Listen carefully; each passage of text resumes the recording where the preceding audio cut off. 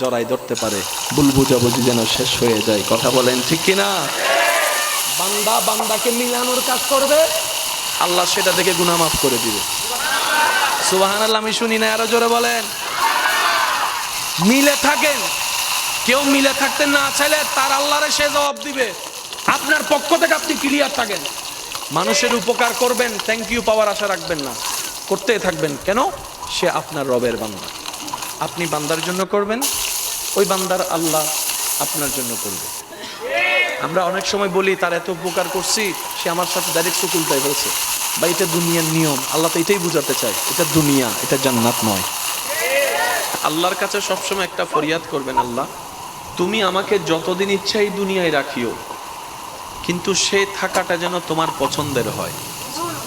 আল্লাহ যতদিন আমার নিঃশ্বাস চলবে, সেই নিঃশ্বাসটা যেন তোমার পছন্দের সময় কাটে। আল্লাহ আমাকে তুমি যতদিন রাখবা সুস্থভাবে রেখিও, অসুস্থ বানিয়ে কারো উপর যেন আমাকে বোঝা না হতে হয়। কারণ অসুস্থ হলে অনেক সময় আপনরা পর্যন্ত ভর মনে করে।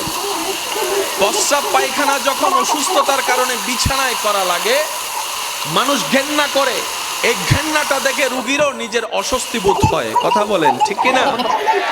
আল্লাহ আমি যেন সুস্থ থাকতে থাকতে ঈমান নিয়ে ইজ্জতের সাথে দুনিয়ার থেকে যেতে পারি, সে তৌফিক তুমি আমাকে দিও। মাওলা যতদিন আমি বেঁচে থাকবো তোমার বান্দা, জীবনের শেষ নিঃশ্বাস পর্যন্ত কখনো যেন কারো কাছে হাত পাততে না হয় আমার, সেই রিজিকের ব্যবস্থা তুমি করে দিও। আল্লাহ গো, আমি যখন দুনিয়াতে থাকবো না,